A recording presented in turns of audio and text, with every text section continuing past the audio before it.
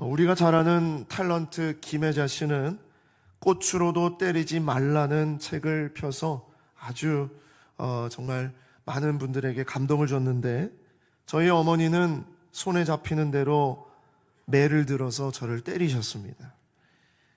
아버지가 연로하시고 집안은 가난하고 또 뭐 하나 자랑할 것이 없는 그런 상황 가운데 어머니는 자식 교육이라도 잘못 시키면 안 된다는 생각 때문에 그러셨을 겁니다. 저는 공부를 못해도 혼나본 적은 없습니다. 하지만 사람들 앞에서 예의 범절을 잘 가르쳐야 한다고 그렇게 생각을 하셨던 것 같아요. 제가 말씀드린 적이 있지만 정말 이런 부분에 있어서는 아주 철두철미했어요. 한 번은 동네 길을 걸어가는데 어르신을 보고 인사를 하지 않았다고 하지 않았습니까? 저는 알지도 못하는 분이고 그분도 썩 저에게 그렇게 나이스한 분도 아니고 저 잘 모르는 분인데 그렇게 인사를 하지 않았는데, 지나간 다음에 어머니가 길에서 저를 세워놓고서 그렇게 혼을 내셨어요. 어른을 보면 인사를 제대로 드려야 된다. 안 그러면 부모 욕먹이는 것이야.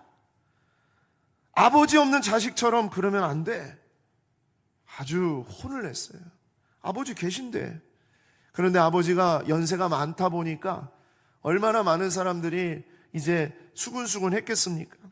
그러니까 이런 부분에 있어서는 아주 철두철미했어요. 저는 당시로서 국민학교 6학년 때까지 그렇게 매를 맞고 자랐습니다. 안 맞은 것 같은 얼굴이잖아요, 그렇죠? 아주 귀공자같이 또 얼굴도 하얗고 그럴지 모르지만 완전히 이 촌에서 그냥 6학년 때까지 엄청나게 매를 맞았어요. 어머니는 원래 여군이 되려고 했습니다. 그러다 보니까 힘도 좋고 말도 세고 달리기도 얼마나 잘하는지 도망쳐봤자 어차피 잡힐 거, 도망칠 수도 없었어요. 그래서 한번 화가 나시면 그냥 성질이, 어머니가 이런 말씀 절대 하지 말라고 옛날부터 그러셨는데 지금은 그게 다 이제 저한테는 치료가 되고 그래서 할 수 있습니다만 성질이 이만저만 아니었어요. 그냥 한번 화가 나면 손에 든 거는 뭐든지 들고 막 뒤따라 오는데 저는요 너무나 무서워서 도망도 못 치고, 이게 또 조금 크니까 이제 내가 첫째라는 이런 생각 때문에 도망을 안 쳤어요. 제 여동생은 그렇게 다람쥐처럼 그냥 막 도망을 얼마나 잘 치는지. 저는 첫째니까 장자니까 딱 때리시면 맞겠습니다, 이런 마음으로 또 그러고서 맨날 맞았죠. 제가 맞아본 매로는 셀 수 없는 종류의 매들이 있었어요. 제가 한번 생각해 봤어요. 장대비로도 맞아봤고, 쌀이비로도 맞아보고, 부직갱이로도 맞아보고, 효자손으로도 맞아보고, 방비로도 맞아보고, 파리채로도 맞아보고, 밥주걱으로도 맞아보고, 신발짝으로도 맞아보고. 더 있어요, 다른 것들이. 그러나 얘기할 수가 없을 정도로 많았어요. 그 집 뒤에가 온통 대나무 밭이었습니다. 그러니까 여러분, 그 매가 다 어디서 오겠습니까? 이 대나무들이 다 제공을 해드리는 거예요. 그래도 절대로 맨손으로는 때리지 않았어요. 전 그것에 감사합니다. 무조건 매를 들어서 매로 이렇게 드셨어요. 저는 어렸을 때 속으로 생각했습니다. 이 여자는 계모다. 이게 저의 솔직한 고백이었어요. 친엄마면 이렇게 매를 들지 않는다. 초등학교 6학년이 돼서까지도 내가 이렇게 매를 맞고, 이게 말이 되는가? 그래서 제가 이제 몸도 크고 그리고 머리도 크고 좀 이제 좀 이렇게 잘하게 되니까 저는 이제 마음속으로 먹었습니다. 나는 이제 매를 맞지 않으리라. 나는 맞을 수 없다. 다짐을 했어요. 그러던 어느 날 드디어 이제 격전의 날이 다가왔습니다. 아무튼 동생과 대판 제가 막 싸우는데 부모님이 하지 말라 한 수천 번 했을 거예요, 아마도. 근데 그게 안 들렸죠. 근데 아무튼 괴롭히고 못 살게 굴고, 저도 장난도 너무나 많이 잘 치고 이런 사람이었기 때문에 그랬어요. 근데 그날이 바로 결전의 날이었던 거예요. 방에 이제 집합 딱 하고서 이제 무릎을 꿇고 딱 앉아 있는데 아니나 다를까 어머니가 매를 들고 딱 방으로 들어왔습니다. 속으로 생각했습니다. 오늘이 바로 그날이다. 이제 나는 다시는 맞지 않겠다 하고서 속으로 이제 시뮬레이션을 막 했습니다. 매를 들면 내가 조손을 잡고 그다음 매를 뺏어가지고 문질러가지고 다시는 매를 들지 마십시오 막 이렇게 소리를 치면서 이제 내가 다짐하고 이제 딱 서야 되겠다. 이제 이런 마음을 들고 딱 준비를 하고 있었어요. 근데 예상했던 시나리오가 다 사라져버릴 수밖에 없습니다. 왜냐? 어머니는 그날 매를 가지고 왔지만 그 매를 땅바닥에 내려놓고 울기 시작을 하시는 거예요. 눈물을 흘리기 시작을 합니다. 속으로 아니 이게 아닌데 지금 이렇게 나오시면 안 되는데 막 화내고 매를 들고 막 혼을 내고 막 그래야만 내가 저 매를 뺏어가지고 꺾어가지고 막 이렇게 할 텐데 근데 그렇게 울기를 시작합니다. 한 번도 그 전에 제 앞에서 눈물을 보이신 적이 없는데 그날 그렇게 눈물을 보이면서 말씀을 하시는 거예요. 영환아, 아직도 그렇게 내 마음을 모르겠니? 내 마음을 모르겠니? 그러면서 그렇게 울면서 말씀을 하시는데 옆에 있는 동생도 막 울면서 얘는 그냥 맞지도 않았는데 그냥 잘못했어요 막 울고 근데 저는 너무나 충격이었습니다. 저는 어떤 매를 맞는 것보다 너무나도 강력한 매를 맞았어요. 차라리 저 매를 들었으면 좋았을 텐데 이 매는 어떤 매보다 더 큰 몽둥이로 사정없이 내 마음을 내리치는 그런 매였습니다. 때리지도 않았고 그저 울기만 하고 계셨는데 그렇게 내가 아플 수가 없었어요. 어머니의 눈물 앞에서 저는 완전히 무너졌어요. 속으로는 늘 생각했어요. 나이 많은 아버지도 내 아버지 일리가 없다. 나를 이렇게 혼내는 엄마도 내 친엄마일 리가 없다 했던 내 모든 마음들이 다 무너져 내린 거예요. 그러면서 이분이 진짜 내 친엄마구나. 그러면서 마음이 뒤집어졌습니다. 그때가 14살이었습니다. 그때 두 가지를 결정했어요. 마음에 먹었어요. 이제 엄마가 아니라 오늘부터 저는 어머니라고 부르겠습니다. 그리고 그날부터 엄마라 하지 않고 어머니라고 부르기 시작을 했고 그리고 두 번째는 다시는 눈물을 흘리게 하는 그런 아들이 되지 않겠습니다. 다짐을 했어요. 근데 그 후에도 무진장 속썩이고 무진장 또 힘들게 하고 그렇게 했어요. 하지만 저는 오늘 드리고 싶은 말씀은 그날 그때의 그 내 마음에 일어났던 그 감격과 그것을 잊을 수가 없다는 거예요. 저는 회초리 앞에서 그렇게 감격했던 그날을 잊을 수가 없습니다. 그날은 나의 고민과 내 정체성에 대한 질문의 해답이 내려진 날이었기 때문입니다. 어머니가 울었기 때문에 아니면 어머니가 회초리를 안 들었기 때문에 그것 때문이 아니에요. 내가 그동안 고민하고 있었던 나의 정체성과 나의 이런 어떤 갈등과 이런 모든 생각들이 깨끗하게 정리가 되었기 때문입니다. 모든 의심이 사라지고 그 진실이 내 가슴을 관통했기 때문이에요. 하늘이 두 쪽 나도 목에 칼이 들어와도 우리 아버지, 우리 어머니구나. 이것에 대해서 의심이 없어졌어요. 사춘기 때 우리 자녀들이 정말 그런 마음 같습니다. 진짜 우리 부모님들을 향해서 별의별 생각 다 해요. 우리가 너무나도 정말 충격을 받을 만한 생각들을 우리 아이들이 합니다.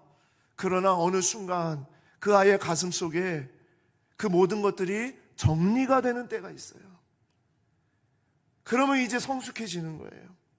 바로 그 순간 그때에 이제 세상의 어떤 이야기, 다른 얘기, 다른 유혹들이 내 안에 들어오지가 않는 것이에요. 사랑하는 여러분, 저는 호세아의 마지막 이 메시지를 보면서 저의 어린 시절의 이 일이 떠올랐어요. 하나님께서는 호세아 1장부터 13장까지 그렇게 매를 드셨어요. 그렇게 무섭게 하셨어요. 너무나 무서운 이야기들을 하셨어요. 그런데 14장에 이르러서는 충격적으로 하나님의 태도가 바뀌어요. 동일한 회초리고 동일한 매인데 이 회초리와 매 앞에서 정말 하나님의 마음이 무엇인지, 하나님의 생각이 무엇인지, 하나님이 진짜 무엇을 말씀하시고자 하는 것인지를, 그것을 거기에 담아놓고 계셨다는 겁니다. 이스라엘은 진정 하나님의 회초리 앞에서 감격을 할 수 있을까? 하나님의 훈계와 경고, 징계와 심판을 바라보면서 이스라엘은 그것이 이스라엘을 죽이고 멸망시키려는 것이 아니라 이스라엘을 살리고 정말 하나님의 자녀로서 이스라엘의 나라와 민족을 살리시고 열방을 살리는 축복의 통로로 이스라엘을 이끌어 간다는 것을 이 백성들은 정말 알 수 있을까? 어떻게 하면 이스라엘을 향한 하나님의 이 마음을 깨닫게 하실까? 이런 것이 담겨져 있는 것이 바로 14장의 말씀이에요. 14장을 읽어보면서 어떤 매를 맞는 것보다, 어떤 몽둥이를 맞는 것보다 정말 충격적이고 감격적인 그런 하나님의 회초리가 느껴졌다는 겁니다. 사랑하지 않는 부모가 자기 욕심에 따라서 자식을 좌지우지하려는 그런 회초리는 학대가 됩니다. 하지만 진정 사랑하기에 자식이 잘 되기를 바라는 마음뿐으로 정말 그렇게 든 회와 회초리는 감격의 도구가 되는 것이에요.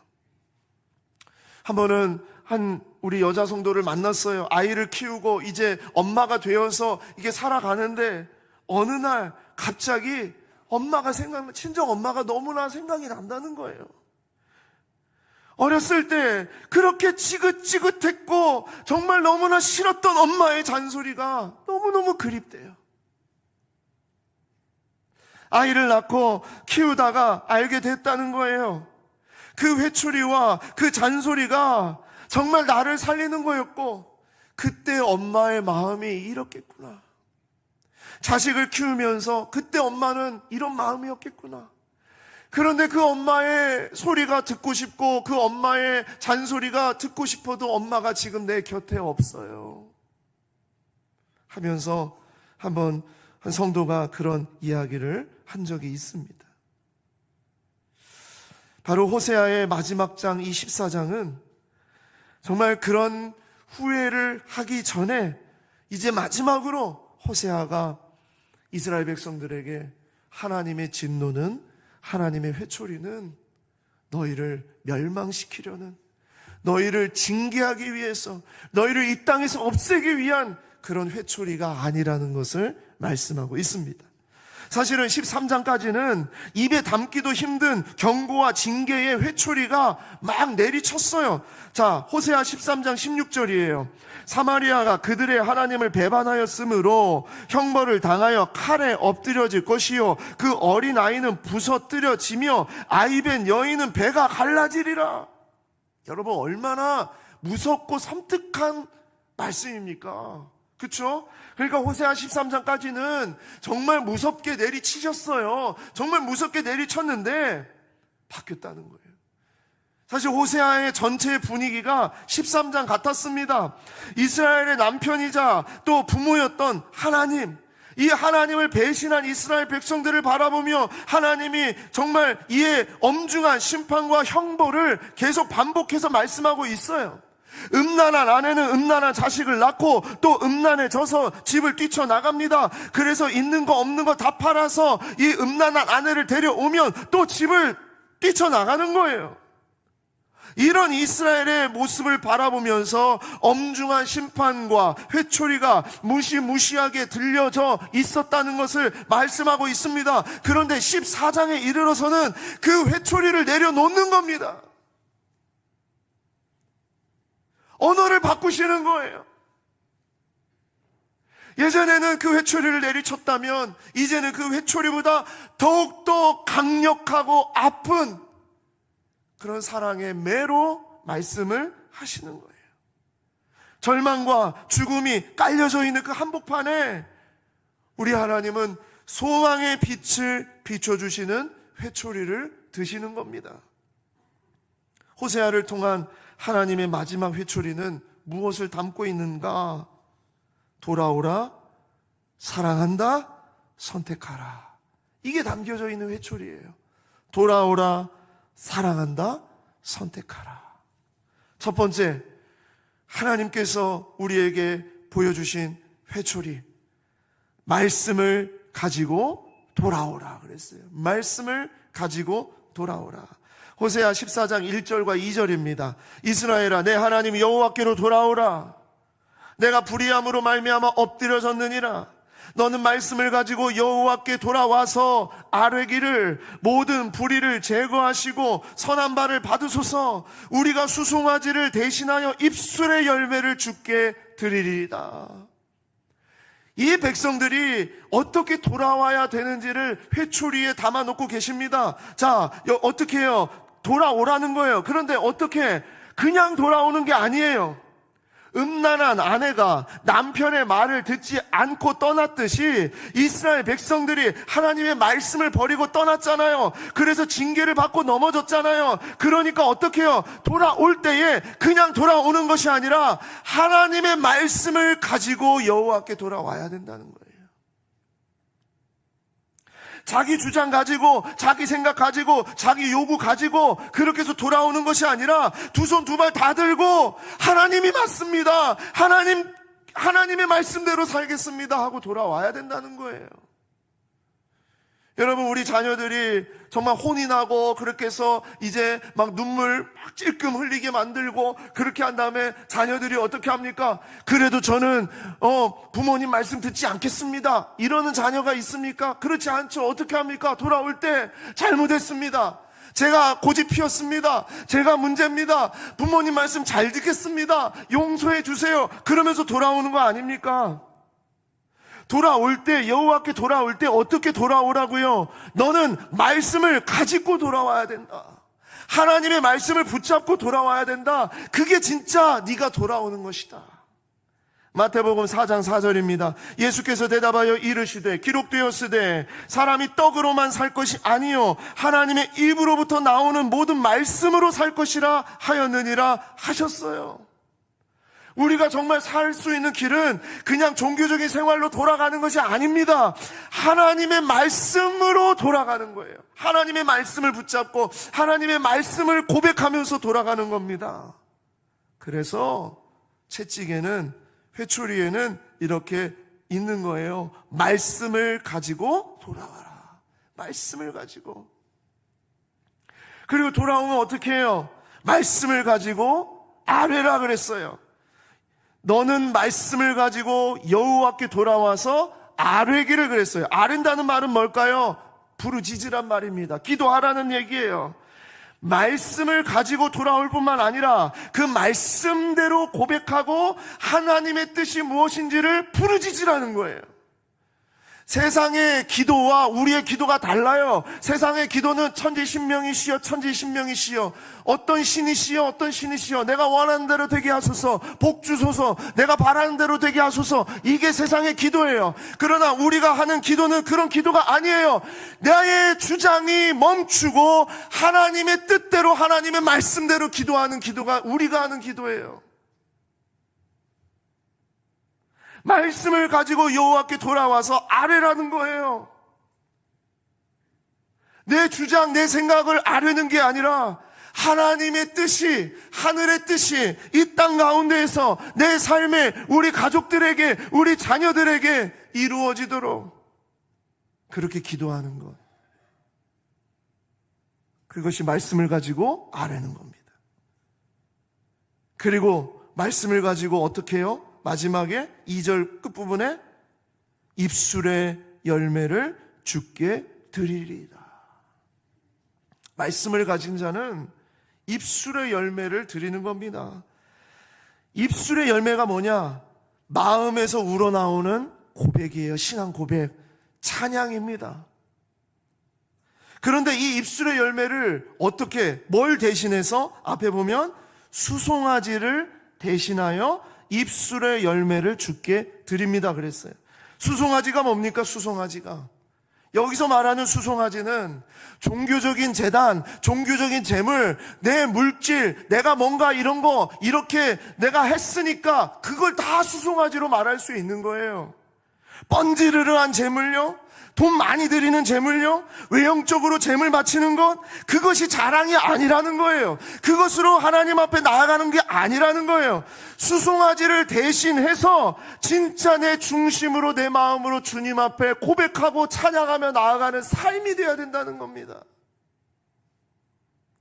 내 중심이, 내 마음이 여전히 세상을 따르고 더럽고 추악한 것으로 가득하면서 겉으로는 돈 많이 내고 겉으로는 한번 일주일에 한 번 그냥 액땜하듯이 내가 예배 나오고 뭔가 뭐 했고 내가 뭐 했고 했으니 그냥 이번 주에 좋은 일 있겠지, 뭐 이런 일 있겠지, 그게 수송아지를 바치는 거예요. 종교적인 영역과 내 삶의 영역을 완전히 구별하는 겁니다. 종교적인 영역에서는 거룩한 척, 정말 뭔가 신앙이 있는 척, 막 그렇게 하면서 내 삶에서는 전혀 그렇게 살아가지 않는 거, 완전히 구별해서 살아가는 것, 그게 바로 수송아지를 드리는 삶이에요. 하나님 앞에 돌아올 때는 수송아지를 드리는 것이 아니라 입술의 열매를 드리는 거예요. 내 입에서 고백한 정말 이 고백, 신앙 고백의 열매를 드리는 거예요. 열매가 뭡니까? 삶입니다. 삶.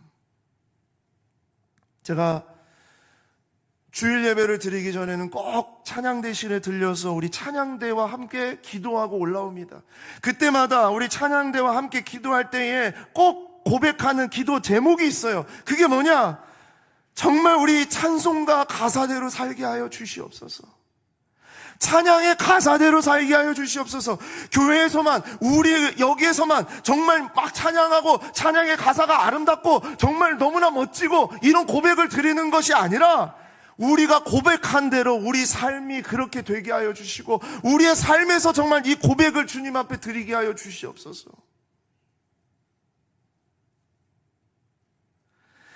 우리가 하나님 앞에 돌아오는 것, 하나님의 회초리에는요 돌아오라는 게 선명하게 새겨져 있어요. 근데 어떻게 돌아오라고요? 말씀을 붙잡고 말씀을 가지고 말씀을 순종하고 돌아와라. 그리고 그 말씀대로 기도해라. 그리고 말씀대로 찬양하는 삶을 살아라.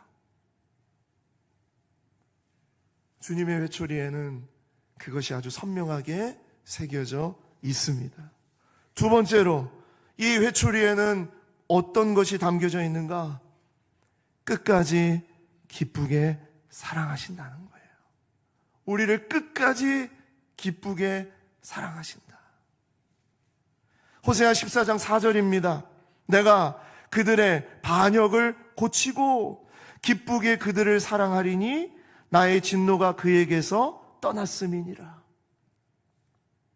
내가 그들의 반역을 고치고 기쁘게 그들을 사랑하신다. 우리는 반역하고 우리는 떠났어요. 우리는 범죄했어요. 우리는 우리의 힘으로 돌아갈 수가 없어요. 우리는 우리의 힘으로 회복될 수가 없어요. 그런데 뭐라고요? 주께서 반역했으나 고치고 떠났으나 다시 데려오고 슬프게 했지만 다시 기쁨으로 우리에게 다가오시는 하나님, 우리를 사랑하시는 하나님. 하나님의 회초리에 그게 선명하게 있는 거예요. 담겨져 있는 거예요. 여러분, 하나님의 회초리는 고치는 회초리인 줄 믿습니다. 우리의 삶을 완전히 고쳐주시는 회초리인 줄 믿습니다. 그리고 우리를 끝까지 사랑하시는 찐 사랑의 회초리인 줄 믿습니다. 제가 그랬잖아요. 어린아이, 딸아이의 그 발바닥을 때린 그날 밤에 이 아이가 자고 있을 때 그날 밤에 그 발바닥을 만지면서 호흡 불어주면서 약을 발라주면서 정말 그렇게 내가 왜 이랬을까? 내가 왜 이랬을까? 인간의 마음이 그렇다는, 아버지의 마음이 그렇다는 것을 말씀을 드렸잖아요. 하나님은요, 하나님의 이 진노는, 하나님의 이 채찍은 멸망시키기 위해서, 무너뜨리기 위해서, 징계하기 위해서 주시는 것이 아니라 살리기 위해서, 정말 그 하나님의 사랑이 무엇인지를 알게 하기 위해서 주시는 회초리라는 거예요. 그래서 우리 주님은 반드시 다시 붙잡아 주세요. 다시 안아주세요. 부모는 사랑하는 자녀를 위해 무엇이든지 할 수 있다. 그렇죠? 그런 마음 가지고 계시죠? 사랑하는 자녀를 위해서, 내 자식을 위해서 무엇이든지 할 수 있다. 그래서 자식 마음 아프게 하는 거 싫어하세요. 우리 믿음 세대 어른들 뵈면 그래도 이렇게 편찮으신데 자식한테 말씀하셔야죠. 이런 일을 겪으셨는데 자식한테는 말씀하셔야죠. 그럼 다 뭐라고 하시는지 아세요? 아유, 신경 쓰게 하고 싶지 않아요. 신경 쓰게 하고 싶지 않아요.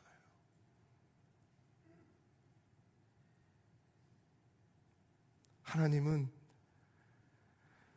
우리에게 부모의 이 마음을 통해서 하나님의 마음은 어떻다는 것을 알려주시는 겁니다. 로마서 8장 32절에 그랬잖아요. 자기 아들을 아끼지 아니하시고 내어주신 이가 어찌 그 아들과 함께 모든 것을 우리에게 주시지 않겠느냐. 하나님은 우리를 자녀 삼으시고, 한번 하나님께서 우리를 자녀 삼으셨으면 그냥 내버려 두지 않으시고 정말 하나님의 사랑이 계속 부어지도록 역사하시는 정말 우리 하나님 아버지신 줄 믿습니다. 하나님은 하나님의 택한 백성을 위해 무엇이든지 할 뿐만 아니라 반드시 하나님은 하시는 하나님이신 줄 믿습니다. 사람은 능력의 한계가 있어요. 우리 인간의 부모, 우리들은 능력의 한계가 있어요. 끝까지 우리는 다 사랑할 것 같지만 못해요. 하지만 우리 하나님은 전능하시고 영원하신 하나님이시기 때문에 반드시 하나님의 사랑을 끝까지 우리에게 펼쳐주시는 아버지가 되시는 것입니다. 호세아 14장 5절에서 8절, 어떤 사랑으로 우리를 붙잡아 주시는가 말씀하세요. 내가 이스라엘에게 이슬과 같으리니 그가 백합화같이 피겠고 레바논 백향목같이 뿌리가 박힐 것이라. 그의 가지는 퍼지며 그의 아름다움은 감람나무와 같고 그의 향기는 레바논 백향목 같으리니 그 그늘 아래에 거주하는 자가 돌아올지라. 그들은 곡식까지 풍성할 것이며 포도나무같이 꽃이 필 것이며 그 향기는 레바논의 포도주같이 되리라. 하나님의 자녀들이 어떠한 축복을 받는지를 말씀하세요. 하나님의 자녀들에게 어떠한 사랑을 베풀어 주시는지를 말씀하세요. 우리 스스로, 우리 백성들 자신이 이렇게 할 수 있는 게 아니에요. 아버지만이 하실 수 있어요. 근데 하나님은 이렇게 하시겠다는 거예요. 끝까지 이렇게 하시겠다는 거예요. 자, 그러면 8절에 이럽니다. 에브라임이 말합니다. 이스라엘이 말을 해요. 뭐라고요? 내가 다시 우상과 무슨 상관이 있으리요? 아, 이제 깨닫는 거예요. 그렇군요. 정말 잘못했습니다. 세상이 너무나 좋았습니다. 하나님 외에 다른 신들이 너무나 좋았습니다. 그런 것들을 따라갔습니다. 그런데 깨달았어요. 그게 다 헛것들이었습니다. 아무 쓸모없는 것들이었습니다. 정말 나에게 축복하시고 사랑을 끝까지 베풀어 주시는 분은 우리 하나님이신 줄 믿습니다. 이 고백이 나온다는 거예요. 그러면 뭐라고요? 할지라 내가 그를 돌아보아 대답하기를, 하나님이 말씀하십니다. 나는 푸른 잣나무 같으니 내가 나로 말미암아 열매를 얻으리라 하리라. 여러분, 이 메시지가 하나님의 회초리에 담겨져 있는 메시지예요. 얼마나 좋은 고백이고 사랑입니까? 그런데 이게 우리가 생각하는 것을 넘어서는 거예요. 왜? 하나님은 전능하시고 영원하시기 때문에. 그런데 또 우리를 사랑하시는데 끝까지 사랑하시기 때문에 하나님의 짝사랑과 같은 이 사랑의 고백이 가득한 회초리를 우리에게 보여주시는 겁니다. 하나님은 하나님의 자녀가 생명력 있게 자라나고 열매를 맺게 하시고 어떤 일에도 흔들리지 않는 단단한 뿌리를 내리게 하시는 하나님이세요. 세상에 어떤 것도 비교할 수가 없고 세상에 누구도 줄 수 없는 그 열매와 향기를 우리에게 허락하시고 뿐만 아니라 떠났던 자들이 다시 돌아오도록, 나에게 다시 돌아오도록 하나님께서는 그렇게 역사해 주신다는 거예요. 세상 어떤 누구도 줄 수 없는 풍성한 열매를 맺도록 축복하시는 하나님, 그 하나님이 우리에게 늘 다가오시는 줄 믿습니다. 마지막으로 주님의 회초리에는 무엇이 담겨져 있는가? 여호와의 길을 선택하라. 여호와의 길을 선택하라. 자, 호세아 14장 9절입니다. 누가 지혜가 있어 이런 일을 깨달으며 누가 총명이 있어 이런 일을 알겠느냐?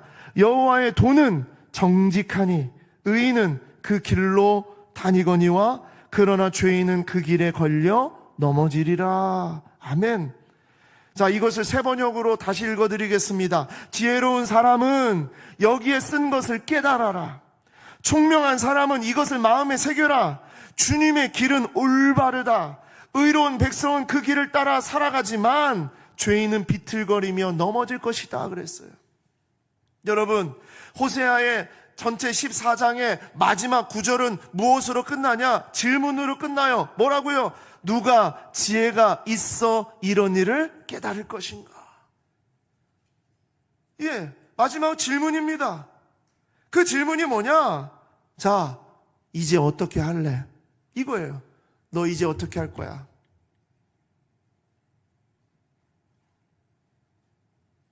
혼을 내면서 정말 이 자녀에게 회초리를 딱 앞에 놓고 이제 말을 하는 거예요. 너 이제 어떻게 할래? 어떻게 할 거야? 잘못했어요. 용서해 주세요. 네, 그거예요. 누가 지혜로운 사람일까? 누가 총명이 있는 사람일까? 선택하라는 겁니다. 그런데 이 선택은요, 고민될 선택이 아니에요. 어려운 문제를 풀어야 되는 문제가 아니에요. 생명의 길을 선택할래? 죽음의 길을 선택할래? 축복의 길을 선택할래? 저주의 길을 선택할래? 사랑의 길을 선택할래? 미움의 길을 선택할래? 아주 선명한 선택입니다. 호세아는 마지막에 이렇게 질문합니다. 어떻게 할래? 이스라엘 백성들아, 이제 어떻게 할 것인가? 여호와의 길을 선택하겠습니다. 여호와의 길을 선택하겠습니다. 바로 이 고백이 마지막 고백이 돼야 될 줄 믿습니다. 잠언 1장 7절에서 9절입니다. 여호와를 경외하는 것이 지식의 근본이거늘 미련한 자는 지혜와 훈계를 멸시하느니라. 내 아들아, 내 아비의 훈계를 들으며 내 어미의 법을 떠나지 말라.